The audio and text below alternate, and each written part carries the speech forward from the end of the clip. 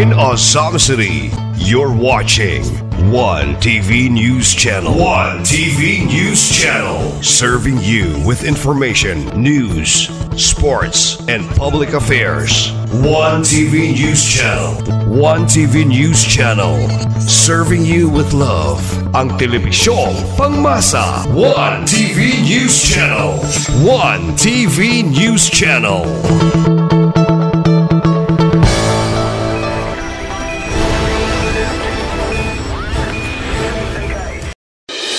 Oras na aron masayod tas mga nagunang mga balita ug mga labas mga impormasyon. Aniya na ang One TV News Break. One TV News Break. Kauban si Johnny Tome. Magadalit ka nato sa mga nagunang mga balita, sulod ug gawas sa atong dakbayan, mga nagpuwasi nga mga issues ug mga nagbagang impormasyon. One TV News Break. One TV News Break. Kauban si Johnny Tome ug karon aniya na ang inyong anchorman Johnny Tome alang sa One TV News Break. News Break.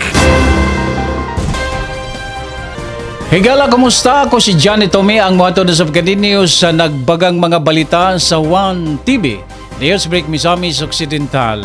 Sa atong mga headlines, bagong Fire Marshal sa Osamis may courtesy call sa City Council. Osamis boxer GC Little Giant Oliveros Espinas gipasidunggan sa konsiho. GSO Osamis may update sa insurance coverage sa mga building sa City Hall. Mga personnel sa IBPLS Osamis awarded sa virtual quiz show sa PSA Miss-Off. Samtang panggilbi safe haven sa mga barko paglikay sa bagyo sa Visayas Region. One TV News Break. O karon sa detalye sa mga balita sa One TV News Break Misamis Occidental. Bagong Fire Marshal sa Osamis may courtesy call sa City Council. Mabungahon kayo ang pagbisita sa grupo sa bagong City Fire Marshal sa Osamis, Fire Chief Inspector Lloyd M. Villaruya, atol sa pagpahimulos nini sa People's Hour sa ulahing regular session sa Osamis City Council Nobyembre 3. Gumikan kay gawas nga mainiton kining gi-welcome o giabi-abi sa mga sakop sa konsiho, mas mitaas pa ang moral nini gumikan sa nagpadayong suporta sa asin sa Osamis Administration. Gikompisal ni Fire Chief Inspector Lloyd M. Villaruya ang kakulang sa mga fire truck, kakulang sa mga firefighters o ang rehabilitation sa mga fire hydrant aron sa tuyo nga mapangadaman gayud ang dili damhon nga mga insidente sa sunog. Iyang gipasabot nga ang mga personnel sa fire station wala lang kini magpunting sa pakig-away o kalayo, apan aduna sab kini mga team nga mopasayon sa mga building inspection aron masayran kon kini dili ba fire hazardous o luwas pa ba kini alang sa posibleng mga linog. Gipasalig ni City Fire Marshal Fire Chief Inspector Lloyd M. Villaruya nga musumitar ang iyang buhatan og papel nga nakalatid ang gikinahanglan sa ahensya ngadto sa buhatan ni Mayor Sam Norman G. Puentes sumala sa mando sa konsiho. Gipahibalo usab ni Majority Floor Leader Attorney Mars Tapayan ang bagong City Fire Marshal nga sukad sa pagserbisyo sa asin sa Osamis Administration niadtong 2019. Usa ang Bureau of Fire Protection Osamis sa mga national agency nga nahatagan og suporta sa asinso leadership og hangtod karon nagpadayon ang suporta depende usab sa available resources sa kagamhanang lokal sama sa pondo nga maggamit. Para ma-identify niya ang mga defects, then we will procure those defects that para ma-replace tong mga defects sa fire truck, especially the primary and secondary clutch. At the same time, there's something wrong in the engine because 50 years old na po ang Morita. And then the other one is yung brake niya, sir. Ang tanker, medyo problema gid ang brake. Yun ang dalawa lang po ang so far unserviceable. But the three is serviceable as of right now. The new is also, and the two Jack and the ano sir. Kumusta imong personnel, sir? Eksakto ra ba or kulang imong personnel? Actually, sir, based on the organizational structure, the ideal number of personnel is lacking pagit siya, sir.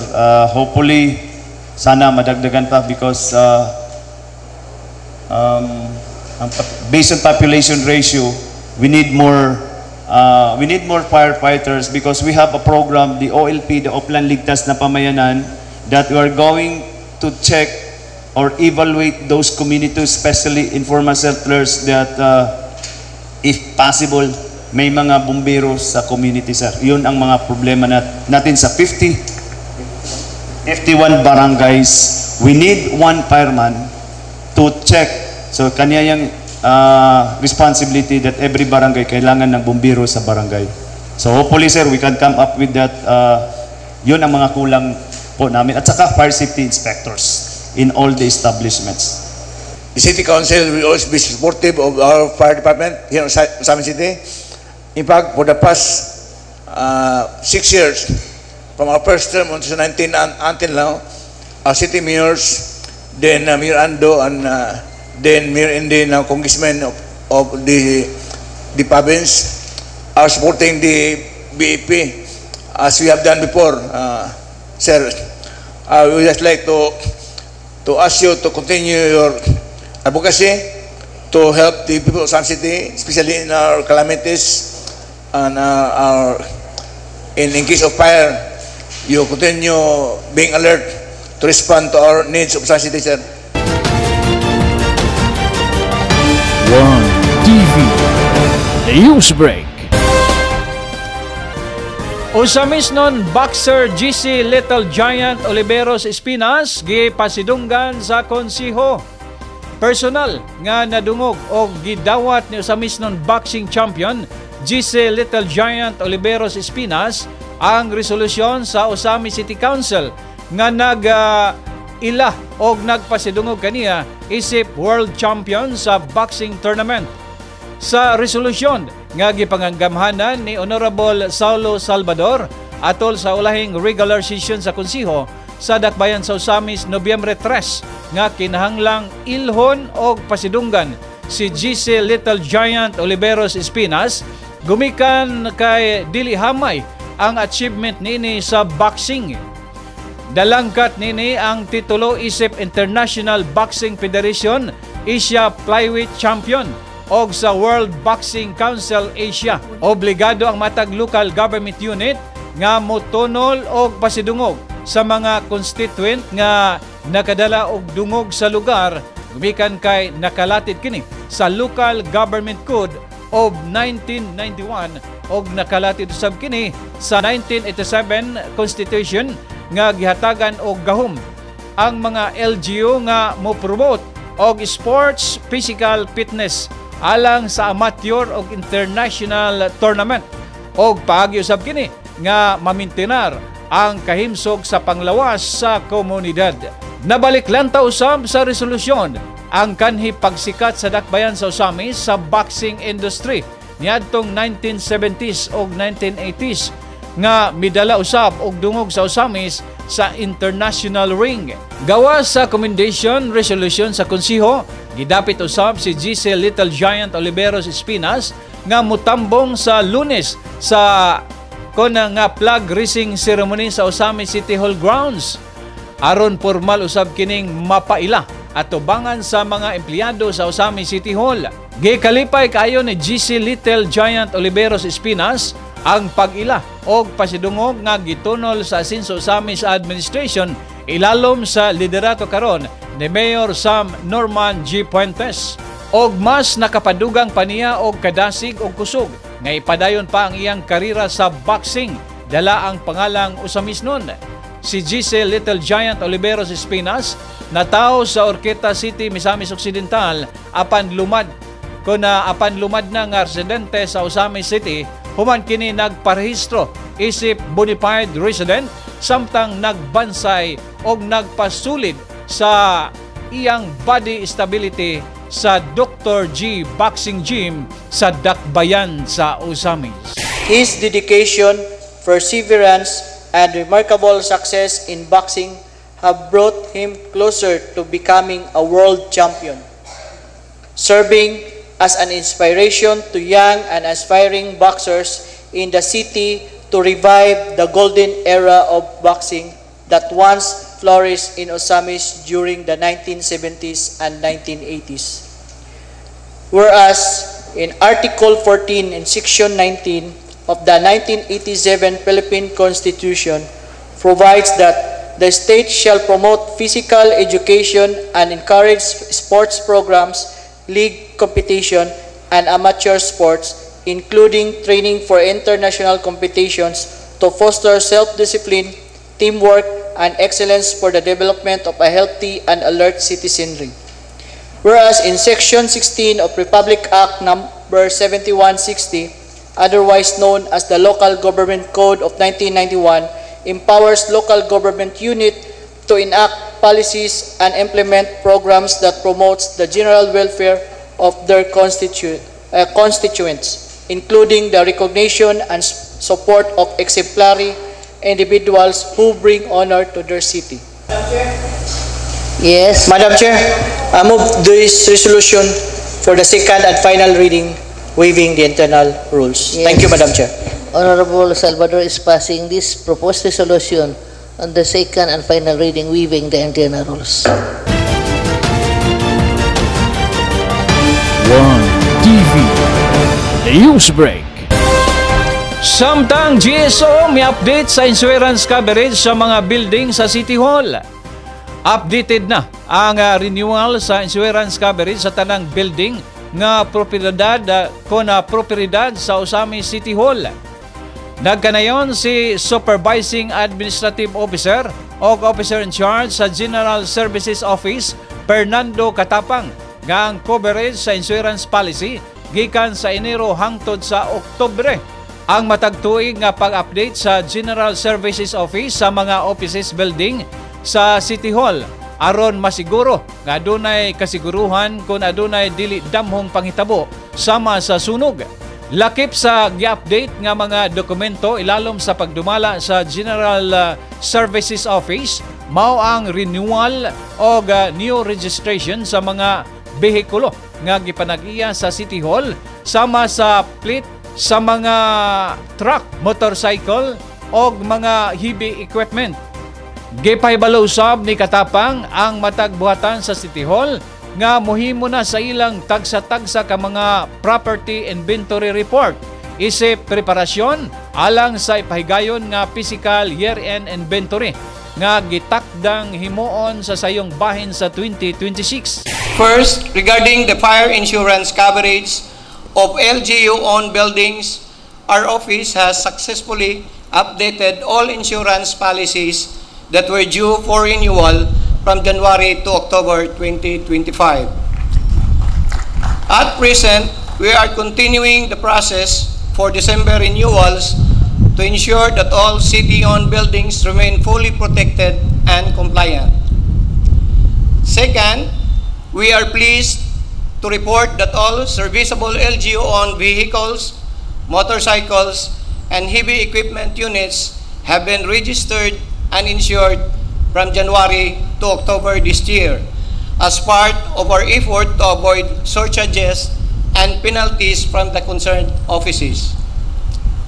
These proactive measures ensures the continued operation of our city's assets and help us avoid penalties from the concerned regulatory offices. And lastly, our office has already issued communication letters to respective departments requesting the submission of their inventory reports for the period January to October 2025. This is in preparation for the year-end inventory, and hopefully we can conduct a physical inventory by next year. One TV News Break. Sa laing bahin, mga personnel sa IBPLS Osamis awarde sa virtual quiz show sa PSE Misamis Occidental. gilangkat sa mga personnel sa IBPLS o SAMIS o Integrated Business Permits and Licensing System ang mga nanag-unang awards sa gipahigayon nga virtual quizyo niadtong miaging bulan sa Agosto nining tuiga. Mismo si Human Resource Management Office Head, retired Police Colonel Joy Ampong, atol sa first Monday of the month flag raising ceremony, November 3 sa Osamis City Hall grounds. Siya nagkanayon nga 5 ka mga personnel sa IBPLS Osamis. Ang awardee mao kini sila si Kent Cuano, first place, Lemuel Dinsing, second place, Diusami Siso, third place, Jose Cristino Borje, fourth place, o fifth place si Ana Carmila Bildarilos. Ang virtual quizyo tipik og bahin kini sa serye sa mga aktibidad nga gipasiyugdan sa Philippine Statistics Authority Misamis Occidental alayon sa pagselebrar sa 36 National Statistics Month 2025 nga gihandom matag bulan sa Agosto. Okay. That's an announcement, but this is an information and congratulations again to our LGU of Osamis City for winning the another. We would like to congratulate the personnel from the IBPLS who won champions and placed in runner-up winning during the virtual quiz show held at August 17 in relation to the PEC, the Philippine Statistics Authority, during the 36 National Statistics Month celebration with the theme Accelerating the SDG Pace of Progress, Mobilizing Data for All. To be named, will you please come over stage? We have a champion, Jose Cristino Borje from IBPLS. Runes Kent Cuano for the first place. Second place, of course, from HR, pero karon wala na, IPLS na, Lemuel Dinsing.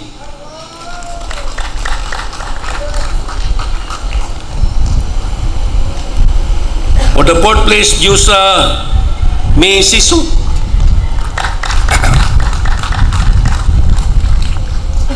And we have the fifth place, Ana Carmila Bildarilos.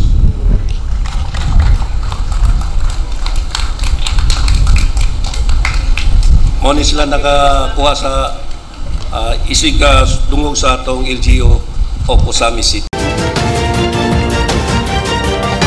One TV News Break. Samtang panggilbi safe haven sa mga barko paglikay sa bagyo sa Visayas Region, ilado na ang panggilbi area nga taguanan sa mga barko kung adunay mohapak nga mga bagyo labi na sa Visayas Region. Apan sa unang 5 ka tuig nga pagtungtong sa 2020, ikaduhang higayon kini nga musubra sa 40 ka mga cargo o passenger vessel nga temporaryong mipundo sa bahiya sa Panggil aron paglikay sa mga katalagman nga miagi sa Visayas Region. Ang sagad sa mga dagkong barko ato ang miangkurahi sa tunga-tungang bahin sa Panggil og pipila usab ni dunggo gayod sa port area. Sa eksklusibong pakiginabi ni Simple Wida Caliura sa Mindanao Falls Forum FB page ngadto kang sikat Wasis Captain Henry Sakay nga ang ilang pagtago sa bahiya sa Panggil bunga kini sa nakuhang kasayuran sa Google Map nga safe haven ang bahiya. Gumikan kay dili kini apil sa area nga maigian sa bagyo o kini nga kasayuran word of mouth usab sa ilang mga kaubang local seafarer. Dako ang ilang pasalamat sa mainitong pag-akomodar sa Philippine Coast Guard Region 10 o sa management sa Philippine Ports Authority nga libre ang ilang seaberthing o docking sa patalan ning syudad. Gumikan kay matawag raman nga normal ang lakad sa panahon sa dakbayan sa Osamis. Gipahimudsan usab nila ang higayon nga masudong ang kanindot sa Asinso Osamis Wellness Park o ang kanindot sa tibok palibot sa Bukid Malindang. Sa pagkakaroon, inanay ng milawig ang mga barko aron pagtuman sa ilang mga nagkadaiyang trabaho. Pili naman sa amin sir, kagamikan safety ni Dili, wala yung pressure. Safety ang barko. Wala nga, beside nga, diri ng mission po. Kaya na-safe ko rin. Kita naman sa mapa sa kasublo ng siya.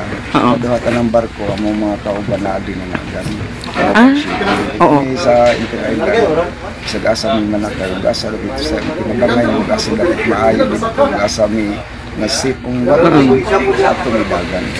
So, word of mouth good nga ang Usamis mo ay pinaka-safety? Safety sir. Sa mga layo mong bagyo sa mo nga diri may dagan. Nakadiya? Nakasulong may gapon sir, kinabalik ng mga pagkaon na ganahan sa misay lugar kay smoke free siya, bawal ang plastic, limpyo ang lugar. Number one sir, nagpasalamat ni diri sa mga taga-PIN mismo sa PPE. Nga nidak ni diri nga wa sila pagpaluduha pagdawat namo nya ang Philippine Coast Guard ko diri sa Usamis. Nagsalamat nila sir, mga buutan kayo diri, wala may pakuha nagberting, pero sheltering free mi di sa among pagdungdong. Saan yung pagberting free? Free mi sir, may pabayras kayo mo na sir, dako na mong pasalamat sa PPE nga nakadak mi diri nga safety kay dito sir, nagangkurahe mi, nagsimig kadrag. Sa ubang mga lugar sir nga nakaangkurahe mo or naka-berthing, doon na bagibayad? Ang uban sir, pabayron mi entrance clearance pero diri sir, gikuan nila nga mananghid lang mi. Nga formal mi mo amo sa ipahibaw ang PPO ang Philippine Coast Guard. Kaya mo naman si advice na mo. Pero nagpasa mi tuloy sir, hindi lang mi katulog sa barko. So pila ka One TV News Break. Alang sa dugang informasyon o mga labas nga balita, ipalo lang ang atong official Facebook page, ang 1TV Worldwide, o usab sa YouTube channel, 1TV Worldwide. Makita usab ang 1TV channel sa Pel Products Cable TV, Channel 16, ang 1TV News Channel, Misamis Occidental. Maugantong hanay sa nagbagang mga balita sa 1TV Newsbreak Misamis Occidental. Akong mga pagpasalamat sa tanang mga televiewers o mga sponsors nga kanunay nagpaluyo sa 1TV News Channel. Mga pagpasalamat sa atong mga sponsors sama nining musunod. This portion is brought to you by Gloria Bazaar, Main Branch, Rizal Avenue and Bernard Avenue, Usamis City. Gloria Bazaar, Oroqueta Branch. Bryant Milling and Marketing, Usamis City. Usamis City People's Multipurpose Cooperative Incorporated. Luyo sa Public Mall, Purok 1, San Roque, Usamis City. Maxwell's Corporation. Barato o brand new nga mga appliances, Dismark Usamis. Kon motorsiklo, Remeo Usamis. St. Joseph General Hospital, Usamis. Gushian Home Care Furnishing Incorporated, formerly FGK Trading, Anima Street, Barangay Aguada, Usamis City. Odyssey Motors Incorporated, Usamis. Paglaom Multipurpose Cooperative, Plaridel, Misamis Occidental. GG Mall, ang sariling atin in-store in Usamis City, and McDonald's Usamis GG Cinemas. Tugu Travel, Tugu Express, o Tugu Group of Company operated by ABC Shipping Agency Corporation and Usamis Gas Center. Yulin Jr. General Merchandise, Top Coffee, Imported Alhambra Solera Line. FYT Hardware Corporation Usamis, pakikita ilang si Pershing Tangkito. Parking Go Bake Shop, Usamis Branch, mapalit ang lami ang mga pan, cakes o guban pa. Ilim Agricultural Supply, Lamaan, Usamis City. Lucky Savor, Soy Sauce, Cane Vinegar, and Banana Ketchup. Star Mineral Wax Candle, ang kandila nga mulungtad og dugay. Distributed by Fongsun Consumers Product Incorporated. Attorney Mars Tapayan. SK Federated President Honorable Janfield Duhay Lungsod. Board Member Nimishu Lahay-Lahay, Board Member 2nd District. Honorable Sunny Waminal, City Councilor Usamis. LGU Todela, headed by Mayor Stella Obot Istanyo, Vice Mayor Wing Paruhinog, and SB members. Governor Henry Sevilla Waminal Sr., Province of Misamis Occidental. Congressman Andu Waminal, Representative 2nd District. Congressman Henry Indy Waminal Jr., Asinso Pinoy Party List. Mayor Sam Norman Go Fuentes, Vice Mayor Bebeneri, and City Councilor of Usamis. Sa ngalan sa Tibok Pwersa sa 1TV Channel Misamis Occidental, kini ang inyong ubos nga alagad, Johnny Tome ang moingon, kung matarong ang nangulo, magmalipayon ang mga tao. Apan kung dautan ang nabunuan, mag-antos ang katawhan. Daghang salamat, Misamis Occidental.